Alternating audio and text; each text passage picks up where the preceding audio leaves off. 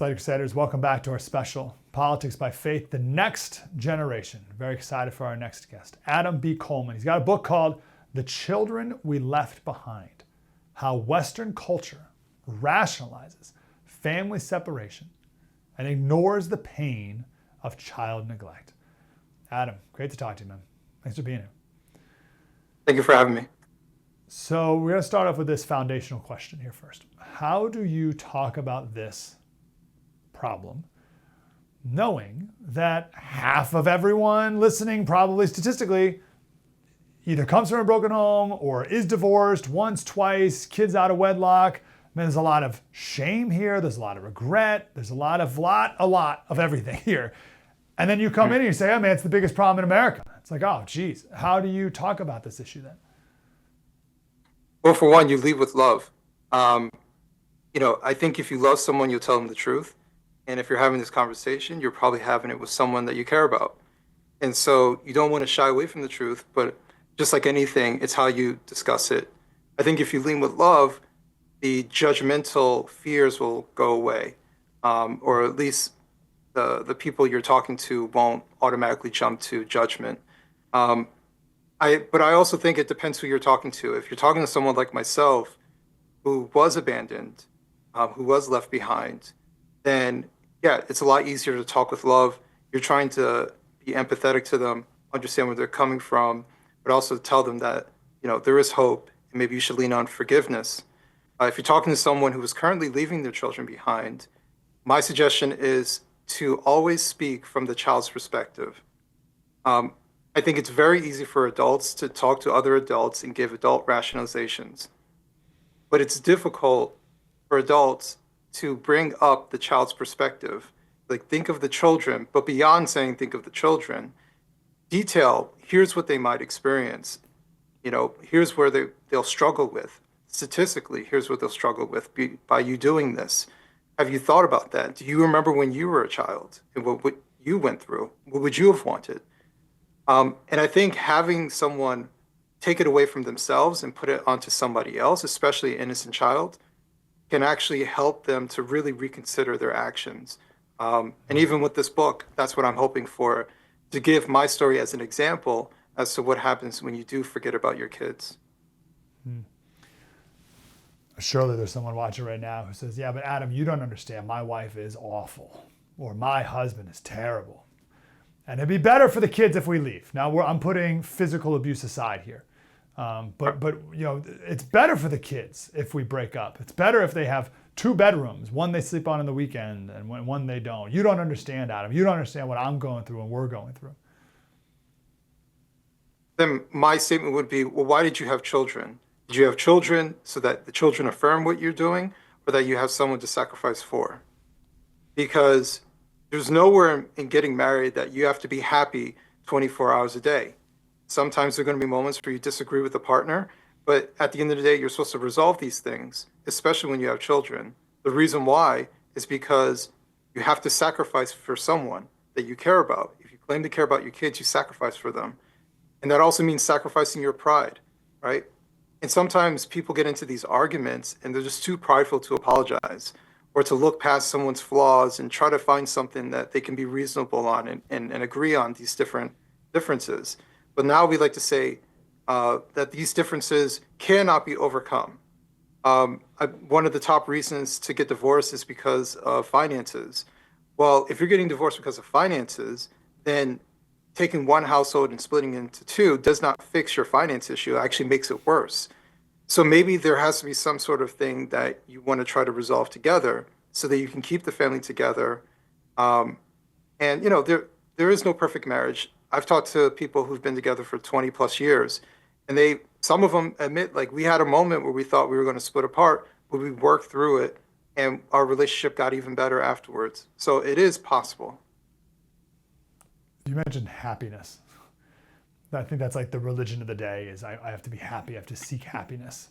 This misunderstanding of our pursuit of happiness, happy. And it ties into selfishness then, right? And our selfish desires. Is that part of the root of this? Can you speak to that selfishness? Yeah, absolutely. I think that is the root of it. You're thinking about yourself. And I don't think we use the word sacrifice in relation to love enough. When you love someone, you Mm. sacrifice for them, point blank. And if you're not willing to sacrifice for them, then you don't actually love them.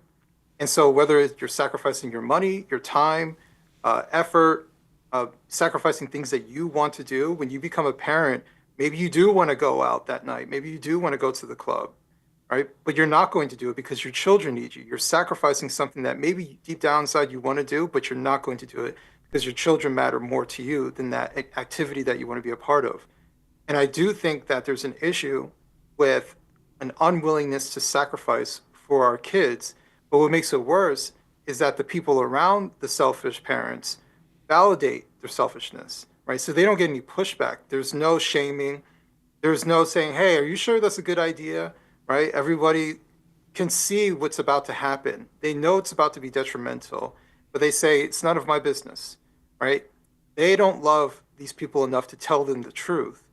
And so, what I'm encouraging with this book is that you tell the people that you love the truth.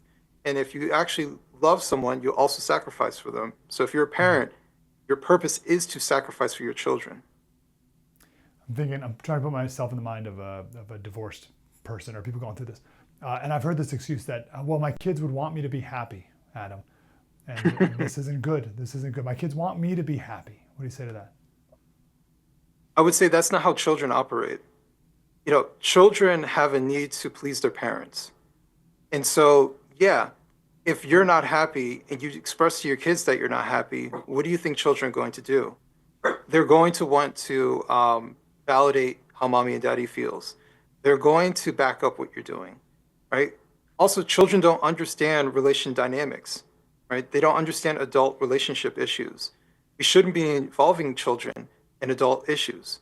So this idea of adult happiness, and as long as your adult happiness is satisfied, then your children will be satisfied, is a misnomer. Your children just want you. And what I think some parents have to understand is, when you're a small child, your world is essentially your mother and your father. Maybe in some families, the grandmother is there or the grandfather is there. But essentially, the mother and the father is their world. And when they split, it's like their entire world is splitting in front of their very eyes. There's a new term I've never heard before, Adam. I just heard it for the first time relatively recently. It's called bonus mom. Have you heard this?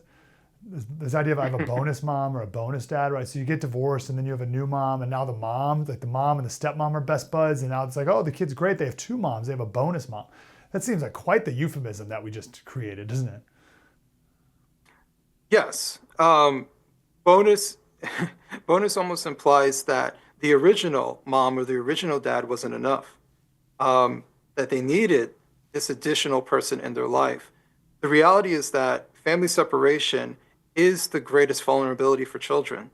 It has the highest statistical um, reasoning when it comes to any sort of abuse for kids. I have a chapter in the book called The Monsters We Let Into Our Home, and it has to deal with family separation, it has to deal with single parenthood, right? Eventually, those mothers want a boyfriend, and that guy's going to enter their home. And that's when the monsters have access to children. These are uncomfortable things that we don't want to talk about, but it's the reality. It's that there are a lot of boyfriends, step parents who enter these homes and molest boys and girls. And it's very uncomfortable to highlight this because it makes the parent who let them inside the home feel guilty. And it's not like they're doing it purposefully. It's just the circumstance of not realizing that there are predators in the world and they're looking for prey. And they're going to use that parent who is vulnerable to get to them. Again, putting physical abuse aside. So you're just saying, Adam, you want a woman listening now whose husband cheated on her or routinely cheats on her or is prideful and all these terrible things that you're speaking against. You just want me to stay in this home and be miserable? How is that good for the family? Well, no. I would say even the Bible advocates for divorce if there's infidelity. So they kind of excuse that in those circumstances too. What I'm saying is that a lot of divorces end because of petty differences and because of financial issues. Many of these things can be resolved, right? And it takes a lot of swallowing of pride, but it also takes a recalibrating of what's important to you and your family. And obviously, if one parent really wants to keep the family together and the other one doesn't, there's nothing much you can really do. What I'm saying is that I think both parties need to recalibrate themselves. Both parties need to swallow their pride because at the end of the day, your children don't have free rights. They can't go out and get a job and take care of themselves. They can't drive somewhere and get away from the dysfunction at home. They're stuck between you two. Last question for you.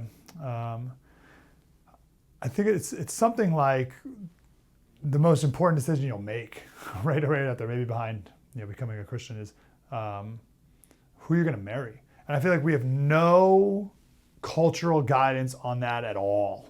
It's just like marry whoever is hot or whoever will say yes or whoever you're left with. Or I don't even know what the standards are, like how we decide who to get married to. But like there's none. There's no genuine, like articulated, intentional, here's what's important in a mate.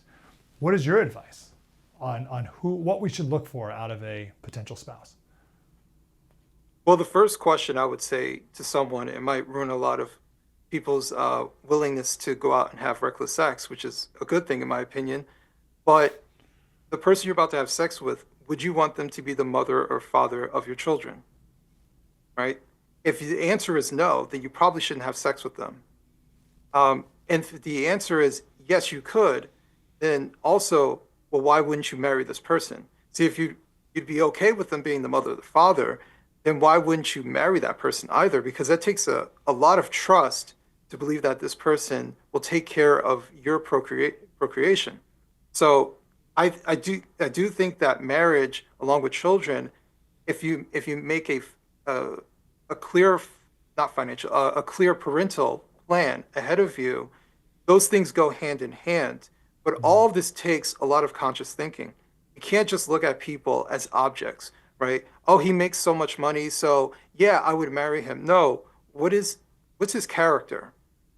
What is he capable of teaching, right? What are the attributes that he has inside besides him looking good and maybe making enough money? Can he actually be a good father? Does he treat you well? Same thing for men. Can you see her being a good mother, or does she like to party all the time, right? Is she just hot? Is she argumentative?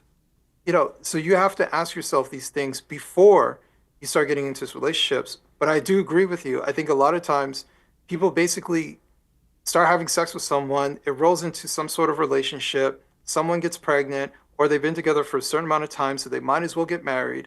And no one's actually thinking about these things. And they're shocked when 5 to 10 years later, they're getting divorced. Yep. Adam B. Coleman, if this hasn't encouraged everyone to go buy the book, please go do it. The Children We Left Behind, How Western Culture Rationalizes Family Separation and Ignores the Pain of Child Neglect. Adam, wonderful to talk to you. Thank you for your ministry and your efforts here. Thank you very much. Thank you.